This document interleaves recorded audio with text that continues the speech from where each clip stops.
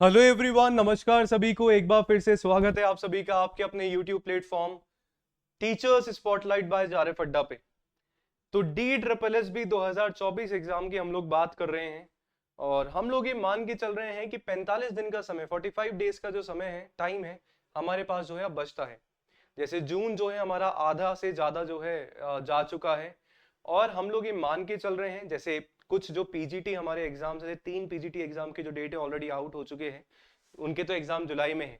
मैं बात कर रहा हूं कि जिनका अभी तक डेट नहीं आई है, तो हम ये मान के चल रहे हैं कि जुलाई के लास्ट में जो है उनकी जो है डेफिनेटली डेट आ जाएगी और अगस्त के फर्स्ट वीक में जो है उनका एग्जामिनेशन भी हो जाएगा।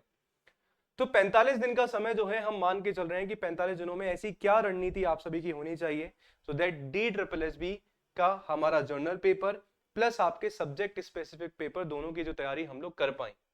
तो सारी बातें हम लोग इस छोटे से डिस्कशन में करने वाले हैं। तो चैनल पे यदि पहली बार आए हैं और मुझे यदि पहली बार देख रहे हैं तो बताना चाहूंगा कि मेरा नाम है योगेश और चैनल है अपना टीचर्स स्पॉटलाइट बाय जारेफ अड्डा। चैनल पे तैयारी आप सभी को करवाई जा रही है।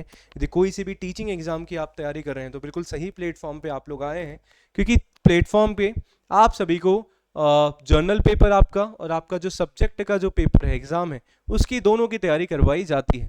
ठीक है जी, चलिए। तो बात अपन कर रहे हैं उससे पहले आप सभी को बोलना चाहूंगा कि मास्टर बैच जो है ऑलरेडी DSSB के लिए डेडिकेटेड होकर चलाया जा रहा है, जहां पे जर्नल पेपर की तैयारी यदि आप लोग कर रहे हैं तो पूरे पांचों सब्जेक्ट की जो तैयारी है आप सभी को करवाई जा रही है मास्टर बैच में, जो कि PRT, TGT और PGT तीनों के लिए इंपॉर्टेंट आप सभी का हो सकता है। तो बिल्कुल ही मिनिमम प्राइस में जो है रखा गया है, आप सभी जो है तैयारी कर सकते हैं। इसके अलावा कॉमर्स PGT की तैयारी कर रहे हैं तो उसके लिए क्रैश कोर्स है, आप सभी जो है वहां पे एनरोल करवा सकते हैं।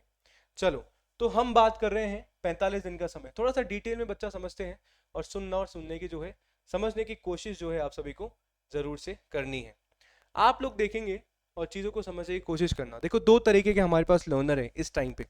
सही बात है सर जी। पहले तो वो हैं जिन्होंने जिन्होंने पहले से जो है तैयारी करी है, तैयारी जो है जिन्होंने पहले से करके रखी है। आप केवल और केवल जो है वो जुगाड़ में है कि रिवीजन हम लोग कर पाए, टेस्ट वगैरह हम लोग दें। और दूसरे तरीके के जो हमारे कैंडिडेट है सर जी, वो ऐसे हैं जिन्होंने अभी तक जो है कोई तैयारी नहीं की है। दे आर स्लीपिंग, वो जो है सारे के सारे सो रहे हैं, है ना, तैयारी नहीं है। बट एग्जाम तो दोनों को ही देना है और सिलेक्शन तो दोनों को ही पाना है। तो भाई अभी भी अगर आप नहीं जगे हैं तो अभी तो जगना आप सभी को पड़ेगा। इससे लेट करोगे तो सर फिर सिलेक्शन की तो हम लोग उम्मीद बिल्कुल ही नहीं कर सकते हैं। सही है, मैं बिल्कुल स्ट्रेट फॉरवर्ड जो है बोल रहा हूँ आप सभी को कि यदि अभी तैयारी करना नहीं शुरू करोगे तो बाद में डेफिनेटली बहुत दिक्कत परेशानी आप सभी को हो सकता है, खुदा ना खास्ता आप सभी को जो है सामना करना पड़े परेशानी का। अब दोनों ही हमारे ऐसे हैं कैंडिडेट जिनको एग्जाम तो देना ही है। अब जिनकी तैयारी हो गई है, थोड़ा बहुत जिन्होंने सिलेबस पढ़ लिया है, गो थ्रू जिनसे हो गए हैं, जनरल पेपर में कुछ कुछ कुछ कुछ आता है, तो स्टार्टिंग के जो 30 दिन है ना, मैं दोनों की ही रणनीति बता देता हूँ। तैयारी वाले जो हैं और शुरू के जो 30 दिन है, इन 45 दिनों को बेटा 2 दिन मैंने बांट लिया है। शुरू के जो 30 दिन हैं, आप लोग मैक्सिमम यदि आपने सिलेबस अपना कवर नहीं किया है तो पहले तो सिलेबस आप लोग कवर करो।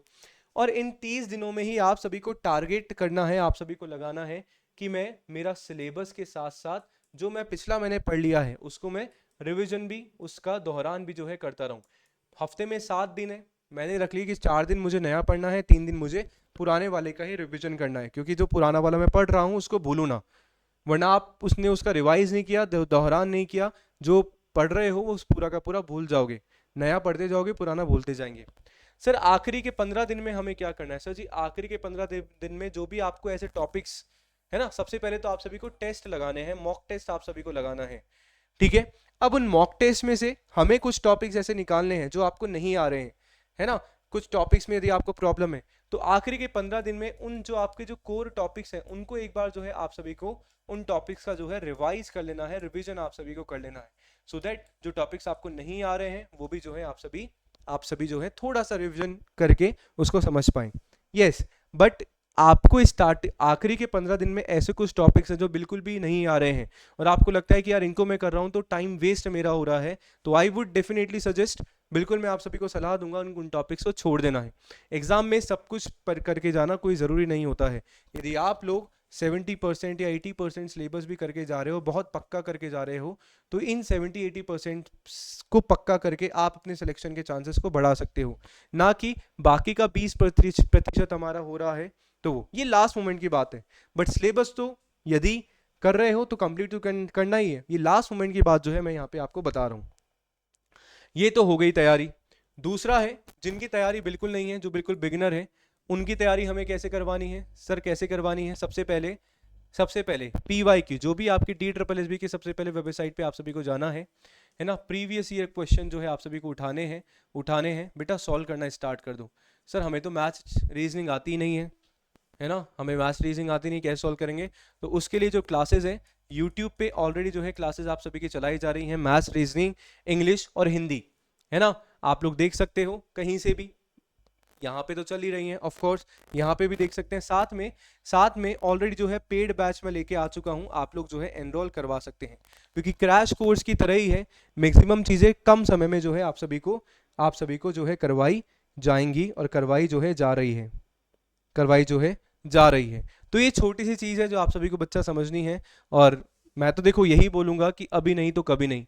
DSSB की 2021 में लास्ट एग्जाम हुआ था, 2024 में हम लोग खड़े हैं। अब आप देख लो कितने दिनों के बाद हमारी वैकेंसी आती है, और अच्छी खासी हमारी सरकारी नौकरी है, सरकारी मास्टर्स ही हम लोग बन पाएंगे। कोई ट्रांसफ़र का हमें खतरा नहीं है, बढ़िया हमें पर्क्स मिलते हैं, बढ़िया फैसिलिटी हमें मिलती है, और सारी की सारी चीज़ें बढ़िया ही है। ठीक है, 3 किलोमीटर के दायरे पे जो है आपको अपना स्कूल मिल जाएगा, और बढ़िया 8 से 3 की नौकरी है हमारी।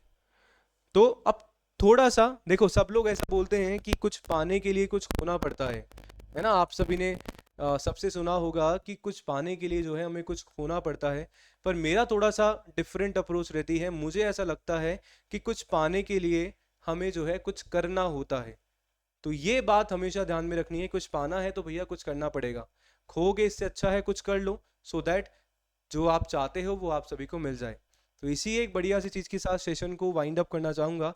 इसके अलावा कोई भी डाउट होता है तो कमेंट में आप लोग जो है बिल्कुल बता सकते हैं, और यदि आप लोग बैच को ज्वाइन करना चाहते हैं तो मैंने आप सभी को पहले ही बता दिया था, जर्नल पेपर का भी है जहाँ पे मैथ्स रीजनिंग मेरे द्वारा ली जा रही है, इंग्लिश जो है कैरल मैम ले रही हैं, हिंदी के लिए जो है RK सर है वो ले रहे हैं, GA के लिए बहुत जल्दी क्लासेस आप सभी की हो जाएंगी, बहुत ही मिनिमम प्राइस में है, आप सभी को मिल जाता है। कॉमर्स PGT की तैयारी कर रहे हैं, क्रैश कोर्स आप सभी के लिए ऑलरेडी मैं लेके आ चुका हूँ, जो मैं कॉमर्स PGT की तैयारी आप सभी को यहाँ पे करवा रहा हूँ। ठीक है, तो ये छोटी चीज़ें थी, बतानी थी आप सभी को। I hope it is clear to everyone. मिलते हैं नेक्स्ट सेशन में, नेक्स्ट क्लास में, तब तक के लिए बने रहिए टीचर्स स्पॉटलाइट बाय जारेफ अड्डा के साथ। थैंक यू सो मच, शुक्रिया।